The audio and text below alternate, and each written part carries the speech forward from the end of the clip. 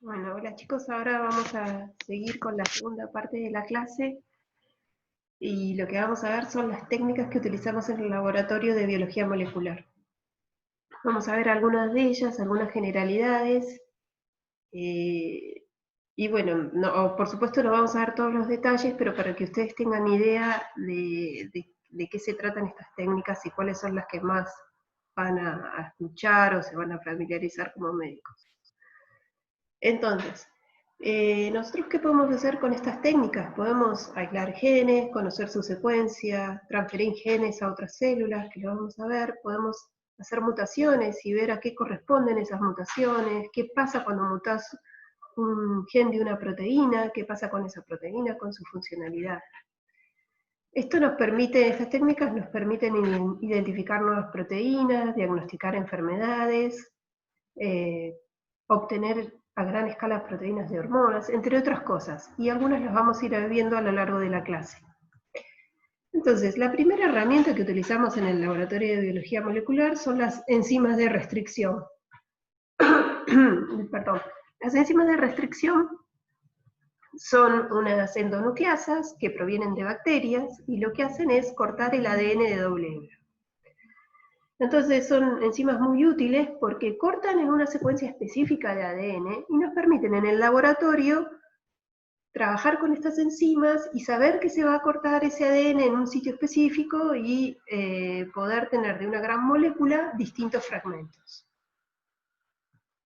Como les dije, provienen de bacterias, cortan solo DNA de doble hebra en una secuencia específica, y acá hay varios ejemplos. Por ejemplo, EcoR1 es una enzima que fue aislada de la Escherichia coli, ¿sí? Y que reconoce esta secuencia y lo corta a este nivel, donde ven las líneas rosas, es ahí donde corta los enlaces fosfodiéster, entre esta guanina y esta adenina, en la hebra superior, y en la hebra inferior, en la guanina y adenina. ¿Mm? Esto que nos permite, como les dije, hay empresas que venden estas enzimas, nosotros las tenemos en el laboratorio y trabajamos con ellas para obtener fragmentos de una gran molécula de DNA. Entonces nos permite analizar secuencias, ¿sí? Por ejemplo, uno puede tener, como les dije, un DNA cromosomal, ¿sí? Genómico, cortarlo con la enzima EcoR1, ¿sí? Va a tener distintos fragmentos, esto se hace en un mini tubo de ensayo, digamos, porque se usan microvolúmenes en biología molecular, siempre hablamos del orden de los microlitros. Cuando hacemos estas reacciones, lo que colocamos es el ADN que está solubilizado en agua, se agrega un volumen de ADN, de agua con ADN, se le agrega la enzima, el buffer de la enzima, se la deja actuar, y después que se obtiene en ese tubo distintos fragmentos. Ahora los fragmentos se tienen que separar. ¿Y cómo se separan? Haciendo electroforesis. ¿Sí? Esas electroforesis, ahora las vamos a ver. Para eso, para separar fragmentos, usamos esta técnica de electroforesis que se hace en un gel de agarosa, ¿sí? Nosotros vamos a preparar un gel de agarosa, que es como una gelatina, ¿sí? En ese gel vamos a tener vamos a colocar, lo que se hace es, se funde la agarosa, eh, se la coloca en un molde, en ese molde se colocan estos peines que llamamos, que lo que hacen es, en ese medio líquido, se instalan y actúan de molde, haciendo orificios en ese gel donde se va a depositar la muestra que vos querés separar. Entonces acá lo que ven es la cuba de electroforesis, la bandeja donde tiene el gel de agarosa, esos orificios donde se colocó la muestra, y lo que se hace es, este gel se embebe en un buffer de corrida. Esta cuba tiene dos electrodos, un electrodo positivo y un electrodo negativo, y se hace pasar corriente eléctrica. ¿Qué pasa? El ADN es una molécula, ¿se acuerdan que dijimos que tiene carga negativa? Al pasar corriente eléctrica se va a trasladar hacia el polo positivo, ¿sí?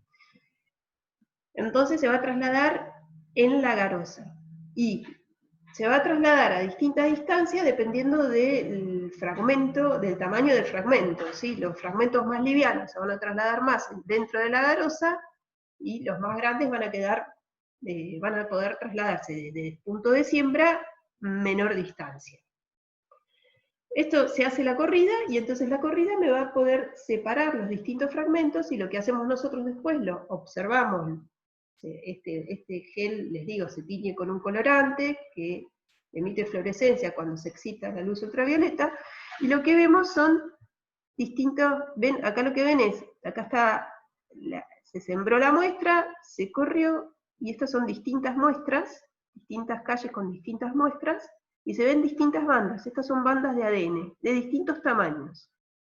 ¿Cómo sabemos el tamaño de estas bandas? Porque en la primer calle siempre se corre una muestra con DNA de fragmentos que ya se sabe el tamaño. Entonces, por ejemplo, yo ya sé que esta banda acá me da un fragmento, voy a poner, qué sé yo, 3000 pares de bases. Quiere decir que la banda que yo veo acá es un poquito más grande de 3000, la estimo, 3200, 3000, esto puede ser 4000 o 3500, depende, lo voy comparando con mi muestra que corrí en la primer calle, que es el marcador de peso molecular, con fragmentos de ADN conocido. Entonces estas técnicas, las enzimas de restricción, me cortan el DNA en distintos fragmentos, y yo después lo puedo separar en estos geles de agarosa. Después, si a mí me interesa esta banda, porque acá hay un gen conocido que quiero aislar, puedo aislar ese gen, ese ADN, y trabajar con ese ADN, y puedo aislar genes con estas técnicas. Acá lo que vemos es, bueno, cómo se ven las bandas con el colorante. Yo lo que les mostré en la foto anterior es una foto de un gel en blanco y negro, pero en realidad lo que se ve es la fluorescencia de ese colorante que les dije. Ahora hay colorantes verdes también, o este es un colorante más antiguo que es bromuro de tidio, que se ve más naranja. Siempre y cuando que se excite en estos son transiluminadores, que se coloca el gel y se prende una luz ultravioleta que lo excita, y entonces se ven estos colores. Acá lo que estamos observando es el investigador lo que está haciendo, está aislando una banda, como les dije, que debe ser la que le interesa a él seguir trabajando, ¿no?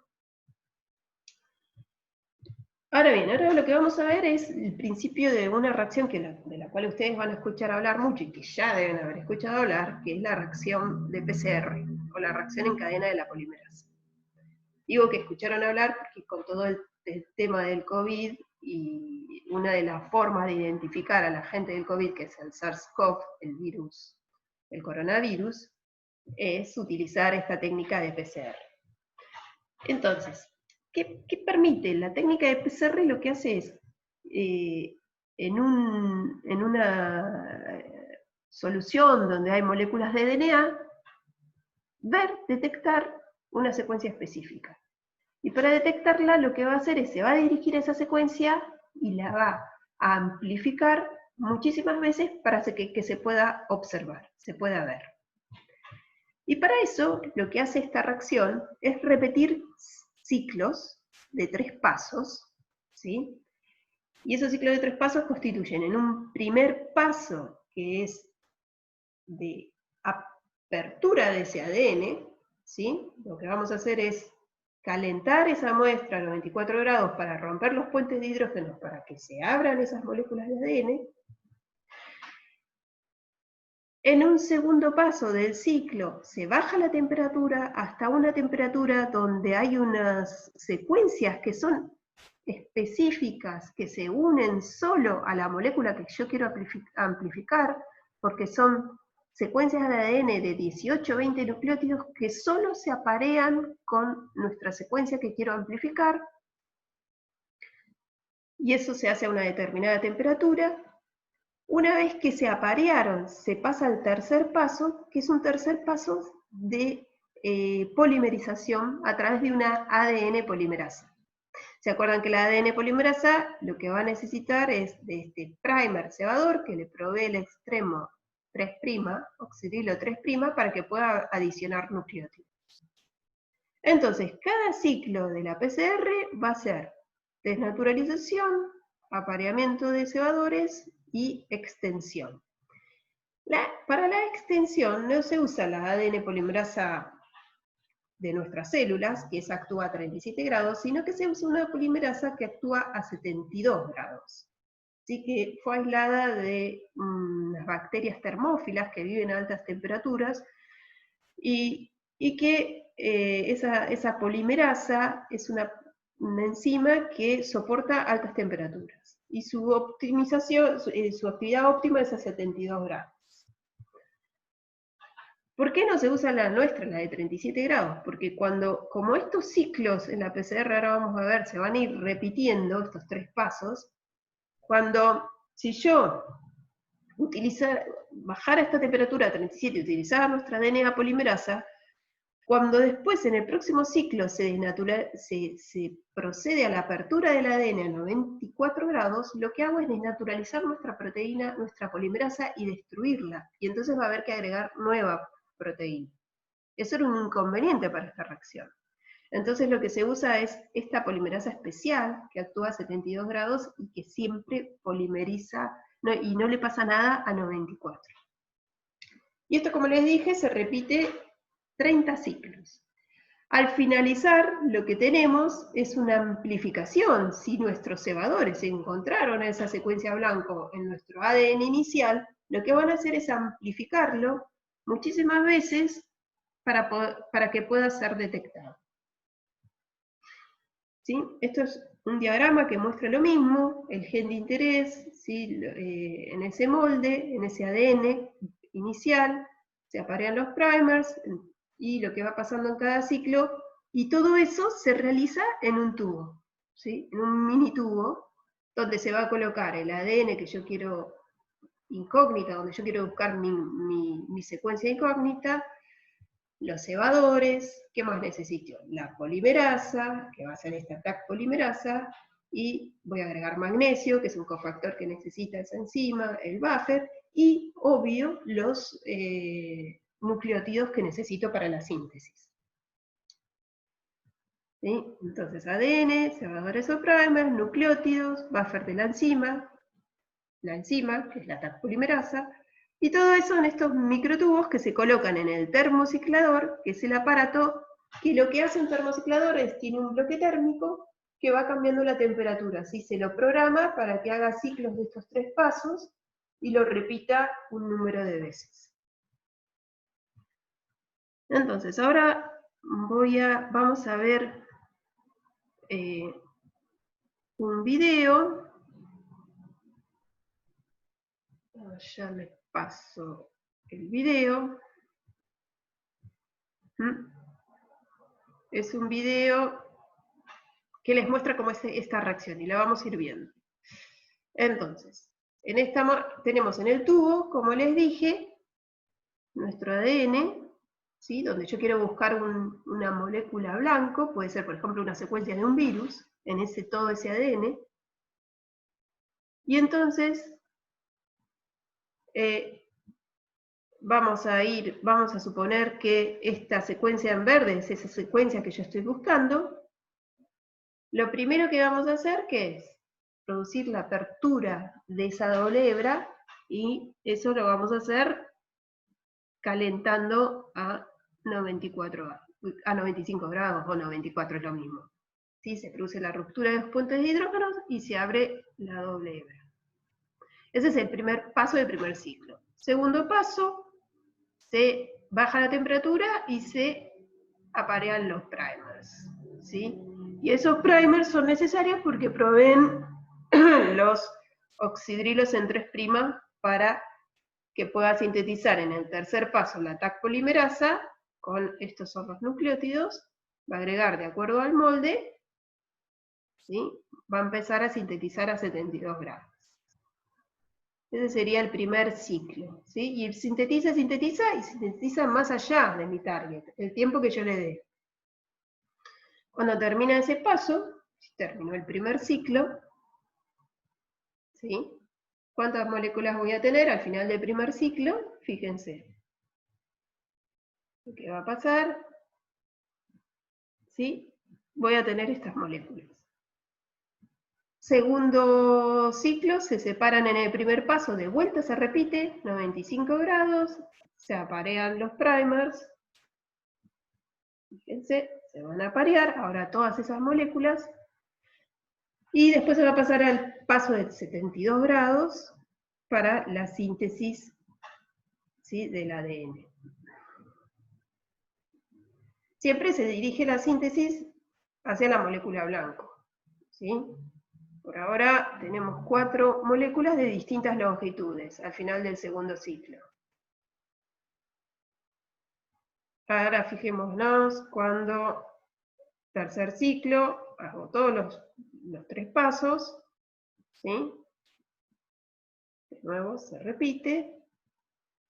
Ya hay más moléculas para parearse, y fíjense que empiezan a aparecer estas moléculas con el tamaño de nuestro blanco, ¿sí?, que al final del tercer ciclo son minoritarias con respecto a las de distintas longitudes, pero empiezan a aparecer.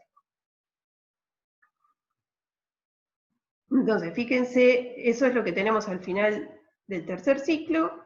Ahora comienza el cuarto ciclo, tenemos otras moléculas, se aparean los primers, se produce la síntesis, ahora la vamos a ver,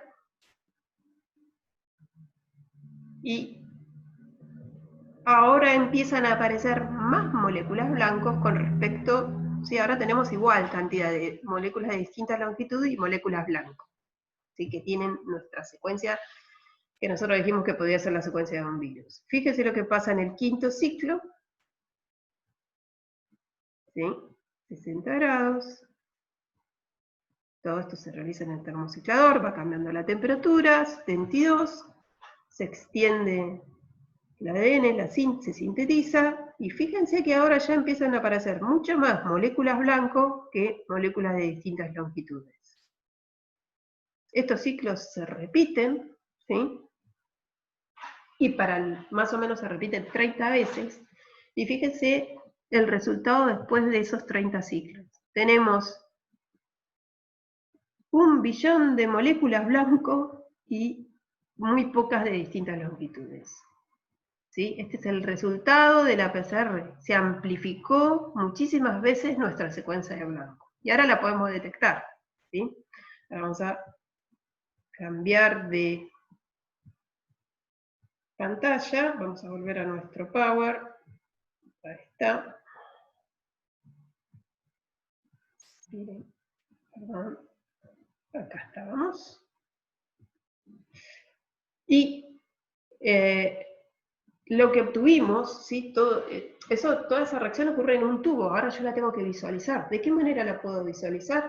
Haciendo un gel, una electroforesis. Siembro mi reacción de PCR, y como yo sé cuánto mide mi blanco, mi molécula blanco, si yo hago, si hago el gel de electroforesis y revelo esa electroforesis, ¿qué voy a ver? Una banda del tamaño de mi blanco. Si está esa banda, quiere decir que la PCR es positiva y que mi secuencia de blancos, o supónganse que era un virus, que estoy buscando una secuencia de un virus, la voy a tener, esa secuencia de blanco va a estar presente en mi muestra inicial. Entonces puedo decir que ese paciente tenía la secuencia del virus en su muestra, es positiva.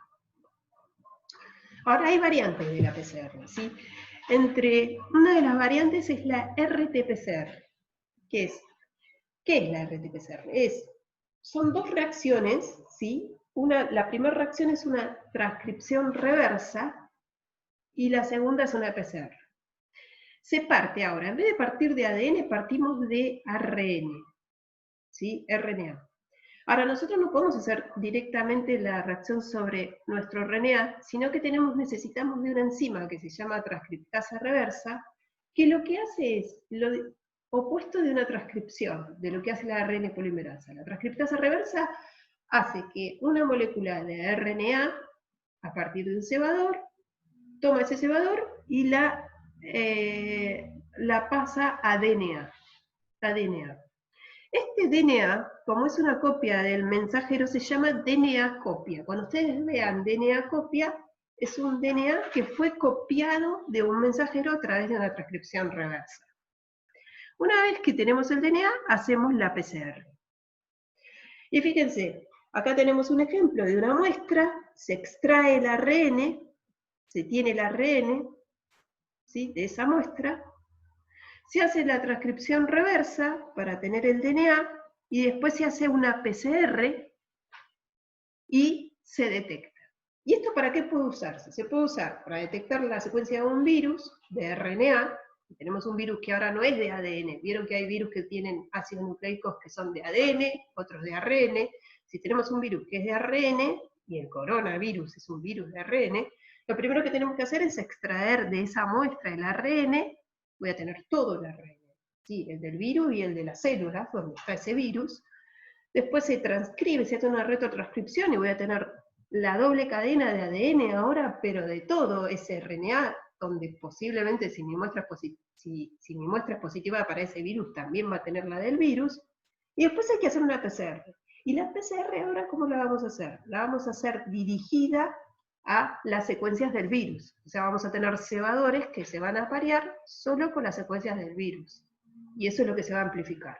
Una vez que se amplificó por PCR, lo puedo detectar. Una forma de detectar es a través de un gel y ver si si hay un fragmento del tamaño del gen que yo amplifiqué, ¿sí? Del virus.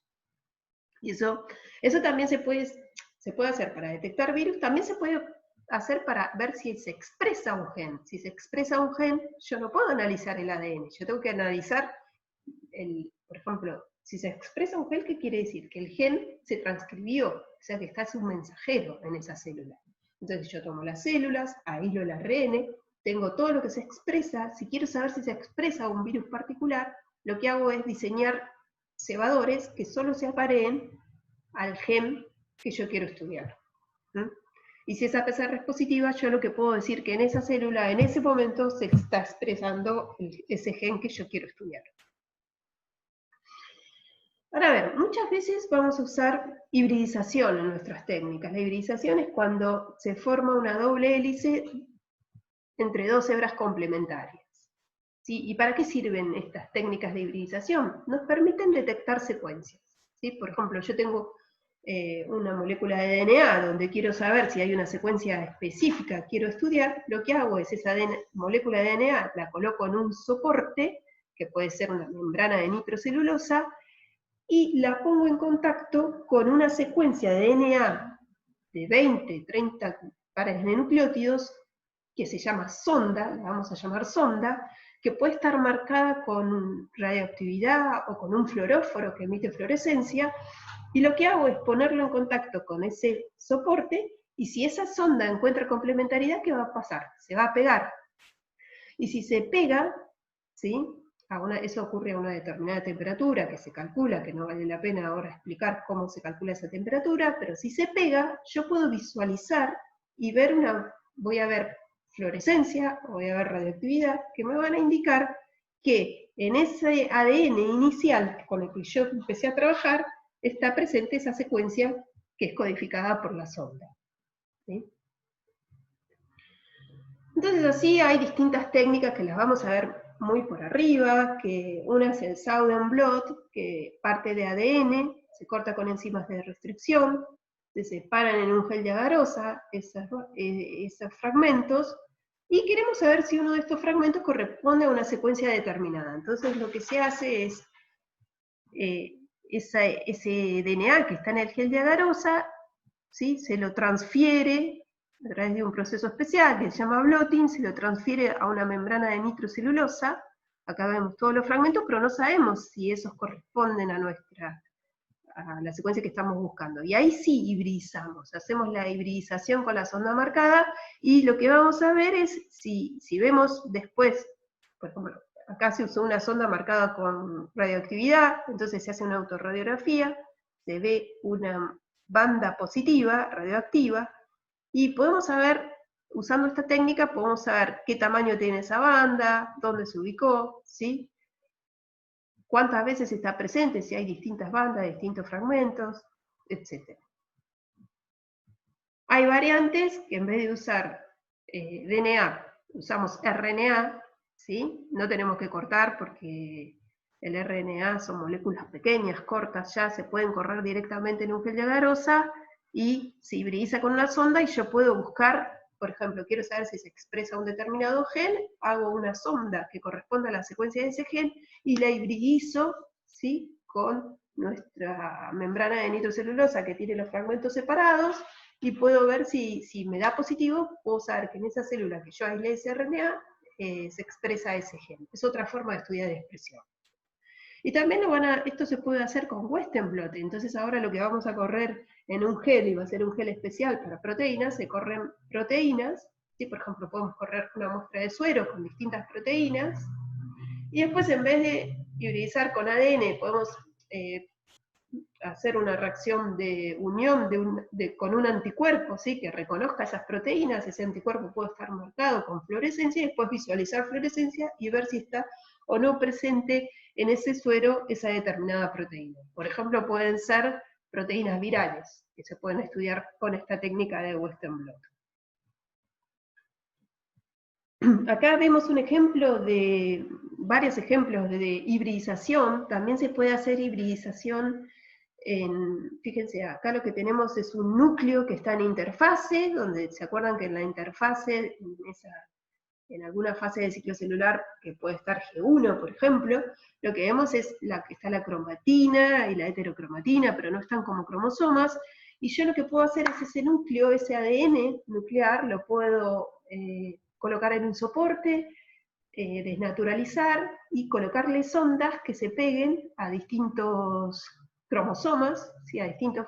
En realidad acá no está el DNA como cromosómico, sino está como cromatina laxa, ¿sí? ¿Se acuerdan? Como cromatina y heterocromatina, y ver si se pega, ¿sí? Si está presente esas secuencias que corresponden a esas sondas. También lo puedo hacer eso mismo en cromosomas, ¿sí? Ahora tomar núcleos en metafase, donde tenemos los cromosomas, y ese ADN que forman esos cromosomas, denaturalizarlo e hibridizarlo con una sonda. Por ejemplo, si lo hacemos para una sonda de cromosoma 21, ¿cuántas veces se tiene que hibridizar? 2 veces. Si esa célula es euploide, o sea, normal en número de cromosomas, lo que vamos a ver van a ser dos visualizaciones del color que sea la sonda, en este caso es azul, 2 azules, que corresponden a el par 21.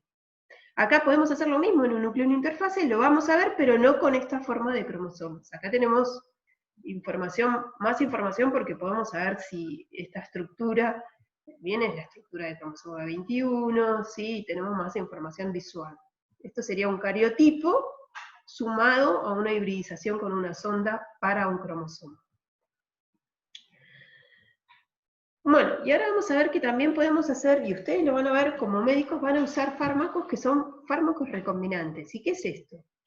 Las proteínas recombinantes, o estos fármacos recombinantes, y acá tienen el ejemplo del factor 9, que es un factor para la coagulación, ¿sí? Que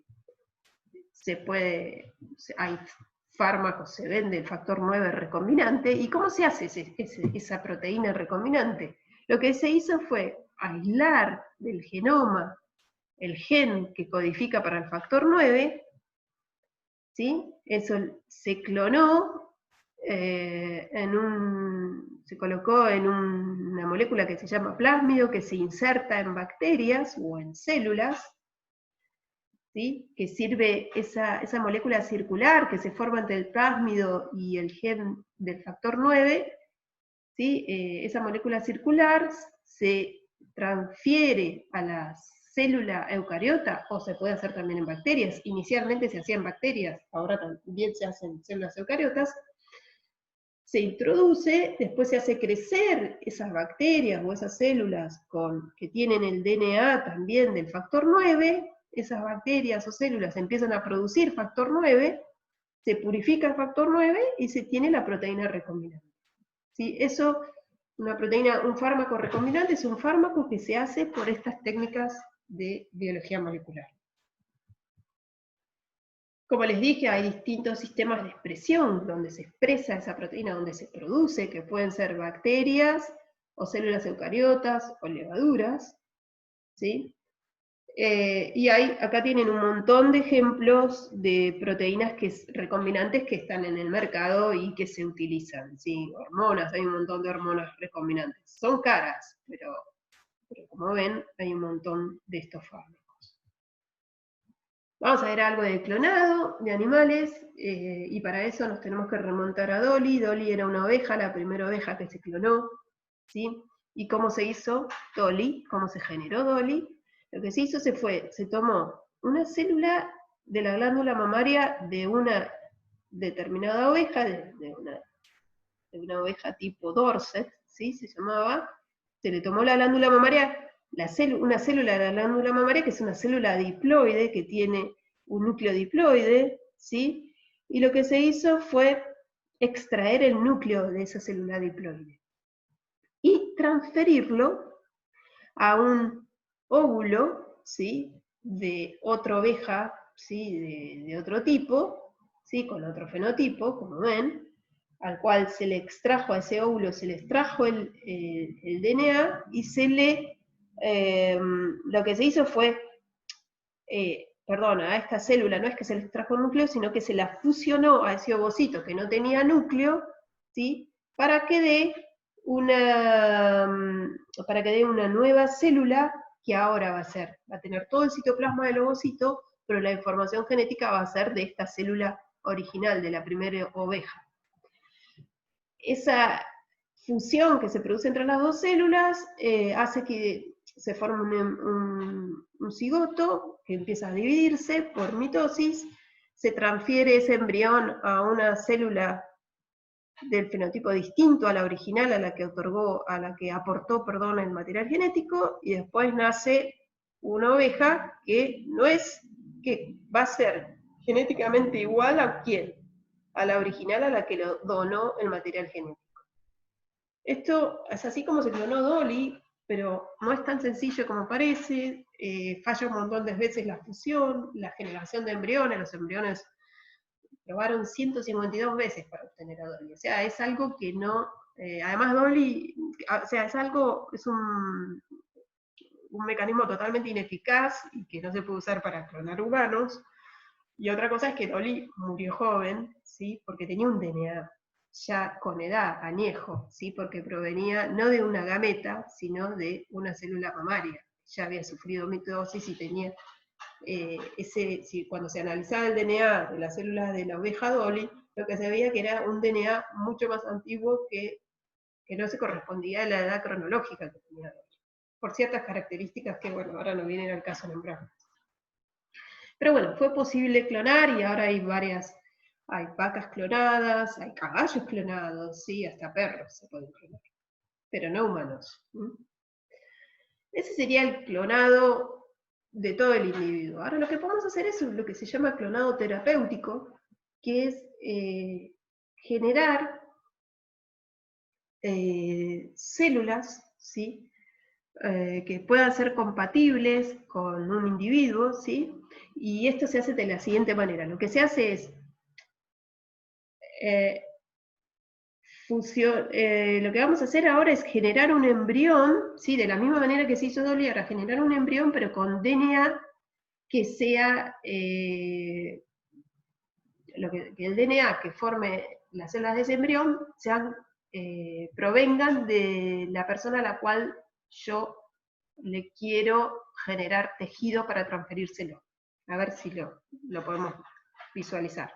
Nosotros tenemos un ovocito, le extraemos el núcleo y lo fusionamos a una célula, ¿sí? Del individuo al cual le queremos generar un tejido, por ejemplo, hígado. Se fusiona, se crea un blastocisto, esas células en el estadio de blastocisto, esas células que forman la masa interna, ¿sí? Que van a generar al individuo, al feto, son células que son pluripotenciales, totipotenciales, y lo que van a hacer es, si yo las pongo con distintos factores de crecimiento especiales, me van a generar un tejido especial. ¿Sí? Se van a diferenciar en un tejido. Eso es lo que ocurre en el individuo. Entonces, lo que nosotros vamos a observar es, si lo ponemos con factores de crecimiento que dirijan esas células a diferenciarse a hígado, vamos a generar un hígado. Y ese hígado va a ser compatible con el donante, con el que donó el material genético. Y ese es el clonado terapéutico. Todavía está en investigación, ¿sí?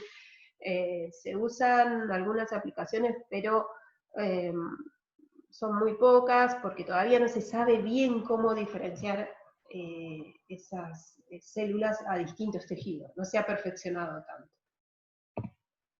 Y por último vamos a ver algo de terapia génica. La terapia génica es modificar, tiene el objetivo que tiene es modificar genéticamente las células de un paciente por transferencia de genes. O sea, cuando vos tenés un paciente que tiene una enfermedad genética por un defecto en un gen, lo que queremos hacer es transferirle genes que cambien ese fenotipo y que cambien la patología a un fenotipo normal. Entonces, la terapia génica puede ser de corrección, ¿sí? Y eso es cuando nosotros tenemos un gen en una célula, ¿sí? Que lo llamamos gen endógeno, el gen ese. Tiene una variación génica, ¿sí? Un cambio que produce una proteína inactiva ahora, ¿sí? Un cambio consentido, ¿sí? Y que esa proteína ahora inactiva no puede cumplir una función biológica, lo que nosotros podemos hacer es, una de las teorías era, cuando nació la terapia génica, es decir, bueno, vamos a corregir este gen. Entonces lo que se hacía es, ese gen, corregirlo para que dé una proteína activa, para que dé una función biológica. La corrección in situ en el individuo, en el tejido, por ejemplo, piensen en una enfermedad del epitelio respiratorio, ir al epitelio respiratorio y corregir ese gen todavía in vivo no se puede lograr, ¿sí?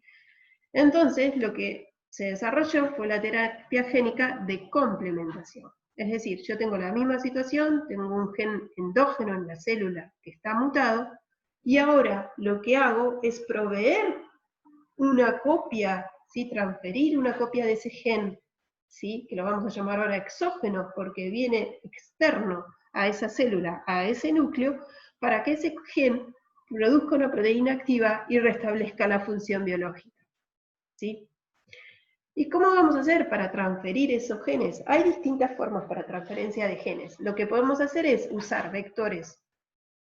¿Sí? Vectores son transportadores de ese gen, que sean no virales, que si no son inocuos, que pueden ser DNA circular, como el que vimos cuando hacíamos las proteínas recombinantes, que porten nuestro gen corregido, ¿sí? Y lo transferimos a las células del individuo, ¿sí? Es inocuo, pero lo que se observó cuando se empezaron a hacer estas transferencias es que la eficiencia in vivo era muy baja, o sea, muy pocas células tomaban ese DNA en el núcleo y lo expresaban. Entonces se empezaron a diseñar otros vectores, que son los vectores virales, en base a distintos virus, ¿sí? Acá tienen 4, pero hay más, lentivirus también se pueden agregar a esta lista, ¿sí?